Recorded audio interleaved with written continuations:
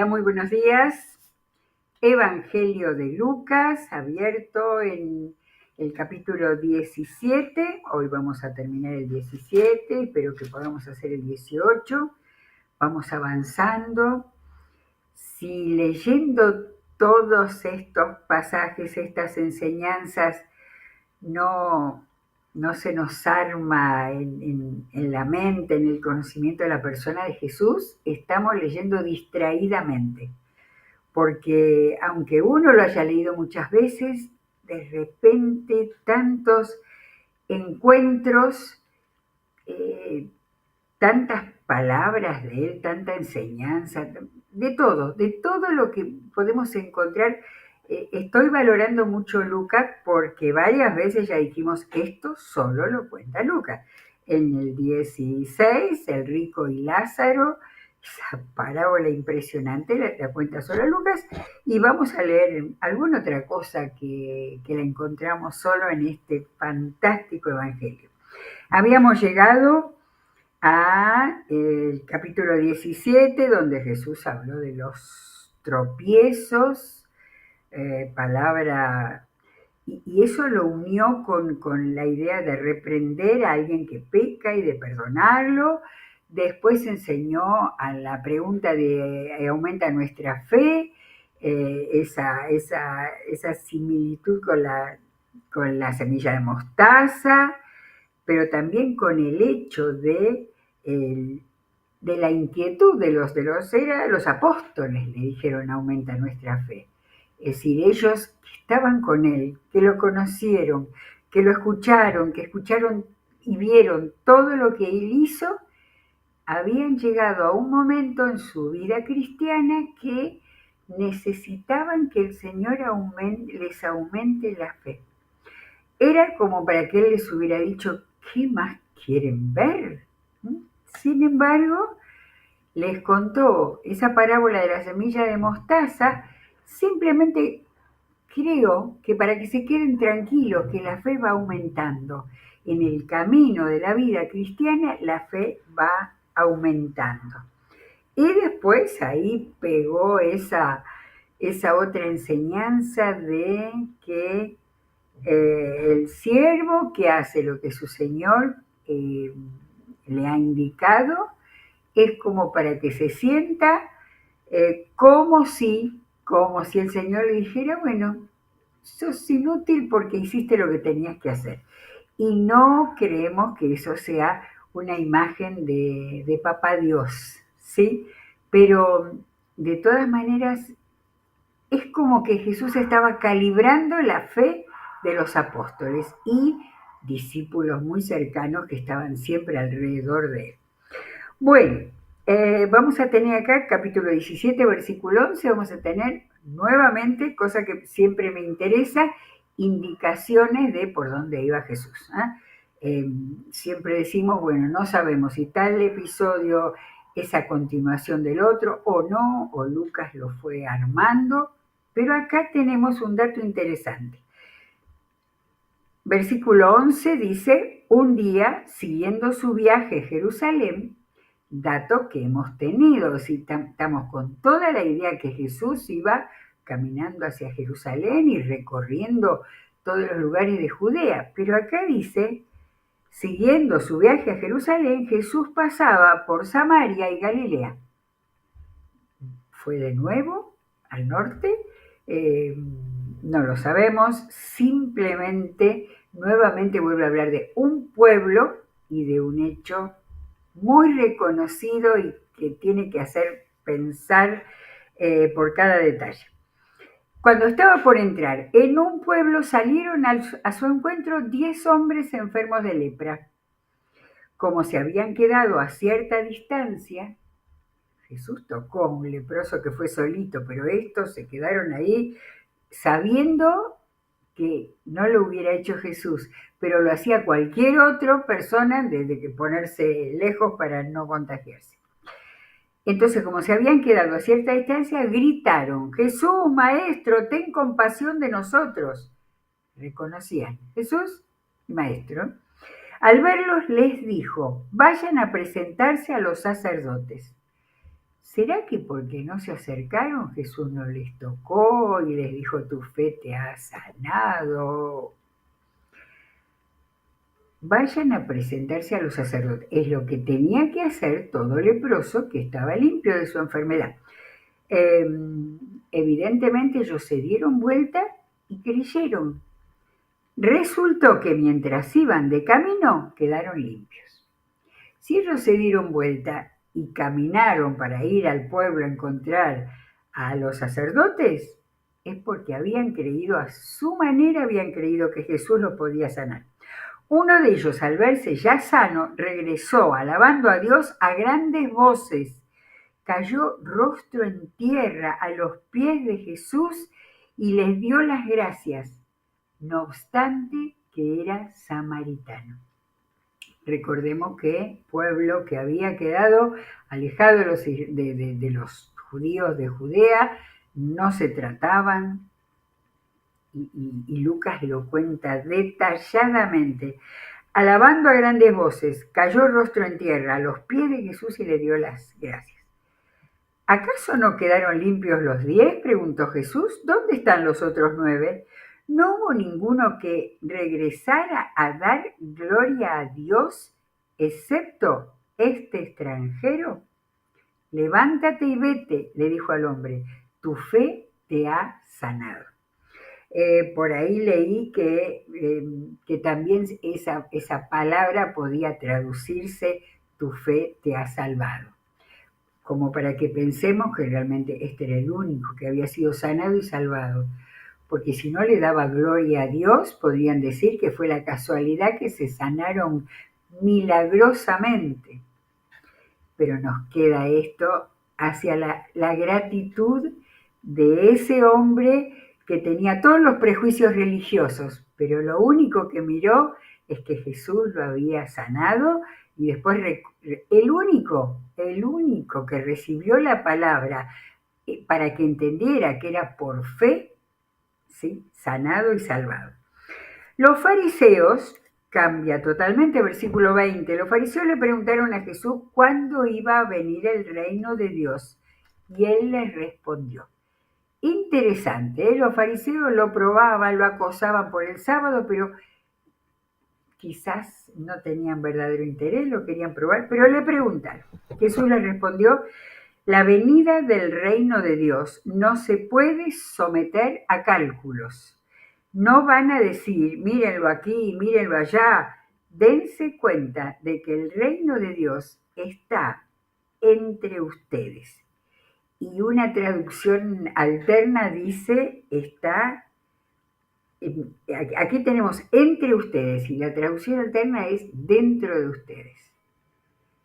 Creo que esto los despistaba, pero de todas maneras Jesús siguió hablando.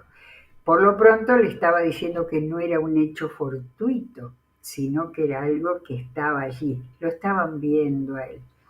A sus discípulos les dijo, esto es para los discípulos, llegará el tiempo en que ustedes anhelarán vivir siquiera uno de los días del Hijo del Hombre, o sea, cuando él estaba vivo, pero no podrán, les dirán, mírenlo allá, mírenlo acá, no vayan, no lo sigan. Y acá Jesús trae el Antiguo Testamento, porque en su día el Hijo del Hombre será como el relámpago que fulgura e ilumina el cielo de a uno a otro extremo. Pero antes él tiene que sufrir muchas cosas y ser rechazado por esta generación. Tal como sucedió en tiempos de Noé, así también será cuando venga el Hijo del Hombre. Comían, bebían y se casaban y daban en casamiento, hasta el día en que Noé entró en el arca y entonces llegó el diluvio y los destruyó a todos. No era fácil lo que les estaba diciendo. Primero les decía que no era cuestión de tener una mirada en determinado lugar. Y acá empieza y ya vamos a marcar que seguidamente Jesús hablaba, como en el 25, antes él tiene que sufrir muchas cosas y ser rechazado por esta generación. Y acá menciona a Noé. Iba a ser Jesús habla como de una catástrofe. Lo mismo sucedió en tiempos de Lot. Comían y bebían, compraban y vendían, sembraban y edificaban. Pero el día en que Lot, sobrino de Abraham, salió de Sodoma, llovió del cielo fuego y azufre y acabó con todos. Así será el día que se manifieste el Hijo del Hombre. En aquel día, el que esté en la azotea y tenga sus cosas dentro de la casa, que no baje a buscarlas. Asimismo, el que esté en el campo, que no regrese por lo que haya dejado atrás. Acuérdense de la esposa de Lot. Y vamos a, no sé cuántos recuerdan esta cita del Génesis 19, cuando cayó la destrucción a Sodoma y Gomorra. 19:24, el Señor hizo que cayera del cielo una lluvia de fuego y azufre sobre Sodoma y Gomorra. Así destruyó a esas ciudades, a sus habitantes, con toda la llanura y la vegetación del suelo. Pero la esposa de Lot miró hacia atrás y se quedó convertida en estatua de sal. Y Jesús en el siglo I recordaba eso. Ahora termino de leer, el que procure conservar su vida la perderá, y el que la pierda la conservará. Les digo que en aquella noche estarán dos personas en una misma cama, una será llevada y la otra será dejada. Dos mujeres estarán moliendo juntas, una será llevada y la otra será dejada. Los estudiosos, los comentaristas dicen que en este largo párrafo Jesús estaba hablando de dos cosas. Uno, de su venida, de la segunda venida. Y otro, lo que estaba alertándolos en lo que iba a pasar en esa generación. En el año 70, cuando el emperador del Imperio Romano dio orden de destruir Jerusalén, el templo, de manera que Jesús iba enseñando todas esas cosas que ellos tenían que saber que iba a pasar en el futuro. ¿Dónde, Señor?, le preguntaron? Y Jesús respondió con un proverbio que debía ser común. Donde está el cadáver, allí se reunirán los buitres, respondió él. Quizás esto les sería conocido. Tiene sentido esto, los buitres comen carne muerta, pero quizás Jesús se estaba refiriendo en una forma muy metafórica a los que estaban muertos espiritualmente, y entonces allí iban a estar sin ninguna solución. Jesús estaba advirtiendo, y vamos a ver cómo lo sigue diciendo a continuación. Capítulo 18. Jesús les contó a sus discípulos una parábola para mostrarles que debían orar siempre sin desanimarse. Ya vemos cómo el armado de este evangelio va pasando de un tema al otro, y es muy probable que este tema de orar, de insistir, era algo que lo enseñaba muchas veces. Pero acá dice sus discípulos. Les dijo, había en cierto pueblo un juez que no tenía temor de Dios ni consideración de nadie. En ese mismo pueblo había una viuda que insistía en pedirle, hágame usted justicia contra mi adversario. Durante algún tiempo él se negó, pero por fin concluyó, aunque no temo a Dios ni tengo consideración de nadie, como esta viuda no deja de molestarme, voy a tener que hacerle justicia, no sea que con sus visitas me haga la vida imposible. Terrible si alguien llega a pensar que estaba comparando a este juez insensible y duro con Dios. En este caso es bien claro que lo que Jesús estaba poniendo ahí en primer lugar era a esta mujer que pedía y pedía ante el juez, porque era un tema que lo tenía que resolver un juez. Continuó el Señor, no dejó eso ahí con dudas. Tengan en cuenta lo que dijo el juez injusto. ¿Acaso Dios no hará justicia a sus escogidos que claman a Él de día y de noche? ¿Se tardará mucho en responderles? Les digo que sí, les hará justicia y sin demora. No obstante, cuando venga el Hijo del Hombre, ¿encontrará fe en la tierra? Esta última frase, sin embargo, Lucas la colocó así. Primero, poniendo a Dios como que Él escucha, contesta, Dios no es como el juez injusto. Sin embargo, dejó ahí la enseñanza de que había que clamar de día y de noche lo que uno necesitaba, pidiendo que se haga su voluntad, pidiendo que nos dé paciencia para esperar y todo lo que sabemos en el camino de la fe.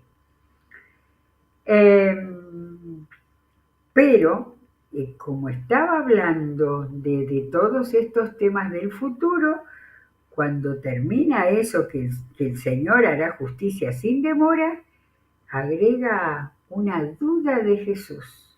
No obstante, cuando venga el Hijo del Hombre, ¿encontrará fe en la tierra? Fe que tiene que perseverar, ¿no? Perseverar y también en la oración, en la lealtad al Señor, en la confianza. Porque si oramos pidiendo y queremos que Dios no va a hacer nada, ahí falta la fe. Ahora, Jesús está hablando cuando venga el Hijo del Hombre. Ahí estaba el Hijo del Hombre. En contexto con lo que dijo anteriormente, estaría hablando de la segunda venida. Ahora, hay un trasfondo de fe en las últimas enseñanzas. Jesús se preguntaba, ¿habrá fe todavía en la tierra? Lo sabemos, ¿no? En nuestro tiempo, con que la fe en Dios ha sido reemplazada por un montón de ideologías, de filosofías, de buscar ayuda en cualquier tipo de dioses. Y Jesús por eso, sabiendo todo lo que iba a pasar en el futuro, se preguntaba, ¿encontrará cuando venga el Hijo del Hombre fe en la tierra? Y sigue, tenemos otra parábola interesante. Algunos que, confiando en sí mismos, se creían justos y despreciaban a los demás, Jesús les contó esta parábola. 2 hombres subieron al templo a orar. Uno era fariseo, ahí le dio directo a los fariseos, y el otro recaudador de impuestos, esos a los que llamaban pecadores porque trabajaban para Roma. El fariseo se puso a orar consigo mismo. Qué interesante es eso, la oración cuando oración consigo mismo. Aunque hablaba Dios, ¿no? Oh Dios, te doy gracias porque no soy como otros hombres, ladrones, malhechores, adúlteros, ni mucho menos como ese recaudador de impuestos. Miren el gesto así de desprecio al otro. Ayuno 2 veces a la semana y doy la 10ª parte de todo lo que recibo. Los fariseos solos ayunaban, creo haber leído lunes y jueves. El ayuno era para determinados momentos en la ley del Antiguo Testamento, pero estos mucho más. Y daban diezmos de todo, no solamente de lo que habían cosechado, de lo que habían trabajado. Ellos querían ganar el cielo con obras. En cambio, bueno, estaba diciendo todo eso, en cambio el recaudador de impuestos que se había quedado a cierta distancia ni siquiera se atrevía a alzar la vista al cielo, sino que se golpeaba el pecho y decía, oh Dios, ten compasión de mí que soy pecador. 2 ejemplos muy extremos mostró Jesús, pero ahí cada uno que le quepa el lugar donde está. Les digo que y no aquel volvió a su casa justificado ante Dios, porque todo el que a sí mismo se enaltece será humillado, y el que se humilla será enaltecido. De manera que seguía Jesús con estas historias, con estas parábolas que finalmente tenían que ver con fe en un Dios a quien se conocía. Porque no es cuestión de decir de memoria oraciones a Dios, sino estamos en relación y realmente hablando con el Señor. También versículo 15, estamos en 18:15. También le llevaban niños pequeños a Jesús para que los tocara. La gente había visto que Jesús tocaba a los enfermos. Por eso se les había ocurrido que Jesús los bendiga, los toque. Al ver esto, los discípulos reprendían a quienes los llevaban, pero Jesús llamó a los niños y dijo: dejen que los niños vengan a mí y no se lo impidan, porque el reino de Dios es de quienes son como ellos. Les aseguro que el que no reciba el reino de Dios como un niño, de ninguna manera entrará en él. ¿Cuánto de todo lo que venía Jesús diciendo tiene que ver con entrar en el reino de los cielos? No es cuestión de oraciones como la del fariseo, que se alababa a sí mismo. Tenía que haber una transformación de ser como niños, con la pureza, con la sinceridad de un niño, para que Jesús considerara que podían entrar en el reino de los cielos. Y acá viene una de las historias más conocidas. Esto es historia, esto no es parábola, pero me encanta cómo la cuenta Lucas. Lucas dice, versículo 18, cierto dirigente le preguntó: Maestro bueno, ¿qué tengo que hacer para heredar la vida eterna? ¿Por qué me llamas bueno?, respondió Jesús. Nadie es bueno sino solo Dios. Ya sabes los mandamientos: no cometas adulterio, no mates, no robes, no presentes falso testimonio, honra a tu padre y a tu madre. Empezó con los más graves y siguió con los más leves. Todo esto lo he cumplido desde que era joven, dijo el hombre. Al oír esto, Jesús añadió: todavía te falta una cosa. Vende todo lo que tienes y repártelo entre los pobres, y tendrás tesoro en el cielo. Luego, ven y sígueme. Cuando el hombre oyó esto, se entristeció mucho porque era muy rico. ¿Este no era el joven rico? No era el joven rico. El único que dice que era un joven es Mateo. No sé si busqué la cita, no, creo que no tengo la cita de Mateo donde dice el joven y te dijo. Acá dice solamente que desde que era joven. Hablaba de un dirigente, por eso la posición de este hombre, ¿no? Y este parecía otro de los episodios de encuentros con personas en los que Jesús se mostraba como injusto. Este hombre cumplía la ley seriamente y venía Jesús a preguntarle que quería heredar la vida eterna. Ellos no sabían, ni aún los preparados en la sinagoga con rabinos, no sabían nada, porque la vida eterna la trajo Jesús y la ganó con su muerte y su resurrección. Ahora Jesús le tocó allí donde sabía que en su vida todavía había algo que no estaba entregado. Por eso le dijo eso, que venda todo lo y que lo repartiera entre los pobres. Estoy segura que si él le hubiera contestado algo, o por decir, y si doy parte, para tratar de tener más, una comprensión mayor de por qué Jesús le estaba diciendo eso. Pero, dice, cuando el hombre oyó esto, se entristeció mucho, no esperaba que Jesús le dijera esto porque era muy rico. Al verlo tan afligido, Jesús comentó: qué difícil es para los ricos entrar en el reino de Dios. Por eso le dijo eso de que vendiera.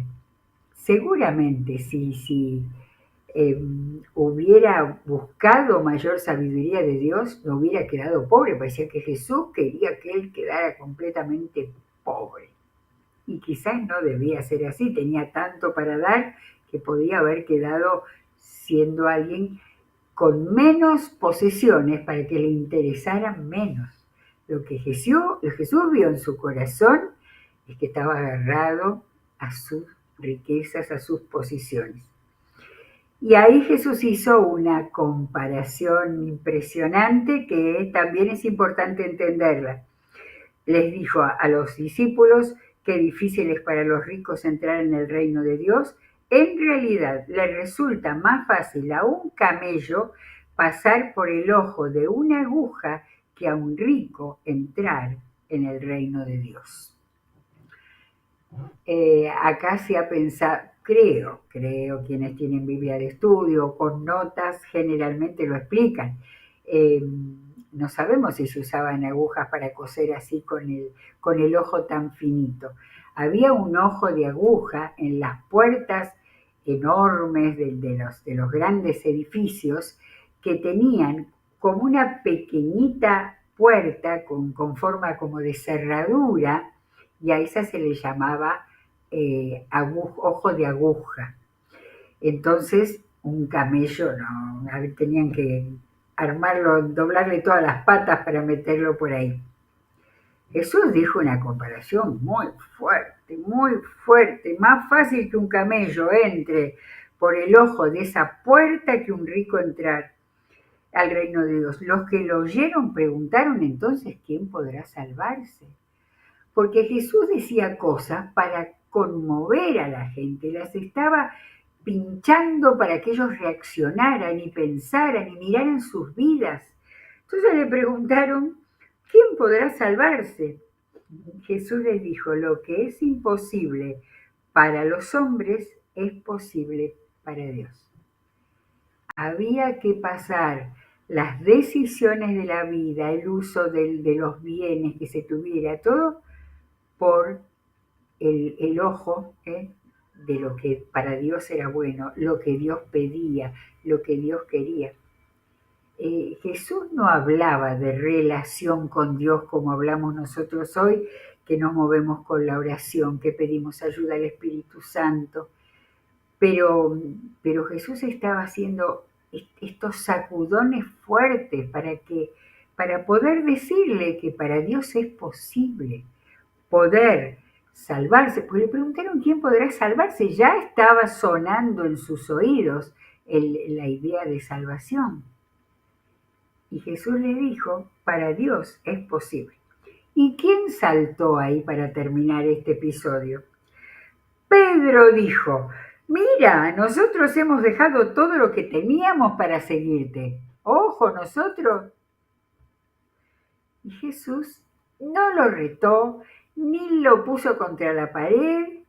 Le díjole a todos los apóstoles, les aseguro que todo el que por causa del reino de Dios haya dejado casa, esposa, hermanos, padres e hijos, recibirá mucho más en este tiempo, en ese tiempo que estaba sucediendo, y en la edad venidera, la vida eterna. Bueno, acá Jesús cada vez empezaba.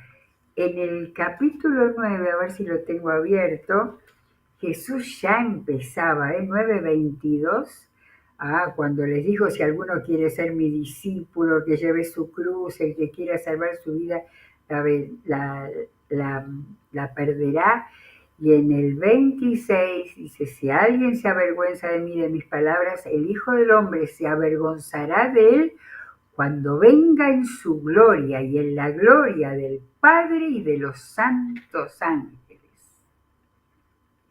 Y también, bueno, acá está hablando de la vida venidera. En ese mismo capítulo ya Jesús estaba diciéndoles en el 44, 45, claro, porque en lo que acabamos de decir, que Jesús dijo, después de azotarlo, lo matarán, no, viene un poquitito después cuando predice de nuevo su muerte. Pero vamos a dejar entonces para hacer la comparación de las veces que ya Jesús iba hablando y prediciendo su muerte. Porque después de que dijo que recibirán más en este tiempo y en la edad venidera la vida eterna, dice que Jesús tomó aparte a los 12 y les dijo: ahora vamos rumbo a Jerusalén, donde se cumplirá todo lo que escribieron los profetas acerca del Hijo del Hombre. Y a ellos les va revelando lo que va a pasarle en Jerusalén. Pero seguimos mañana porque es tan rico todo este tiempo, todas las enseñanzas, todos los milagros que hizo Jesús hasta el final. La palabra es maravillosa y tenemos que leerla cada vez con imaginación, sobre todo un libro como un Evangelio, pensar, imaginar a Jesús hablando de esta manera, caminando, llamando después aparte a los discípulos para que entendieran bien lo que él estaba hablando. Gracias a Dios por su palabra. Seguimos mañana. Que el Señor los bendiga ricamente.